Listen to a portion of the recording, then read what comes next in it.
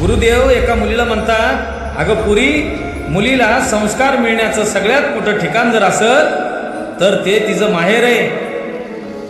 आणि सासरी मात्र तिला किचन दाखवलं जातं, घरचं काम दाखवलं जातं, ह्याला हे आवडतं त्याला ते आवडतं.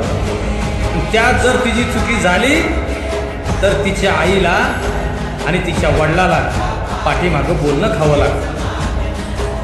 म्हणून बाळा, आपल्या आईवडिलाची मान खाली जाईल असं कधीच वागायचं नसतं. आणि आपले सासू सासरे म्हणजे आपले आई वडीलच समजायचं असतं.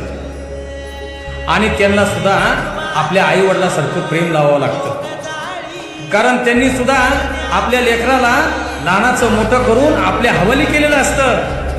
का तर त्याच्या लेकराचा संसार सोन्याचा होईल म्हणून.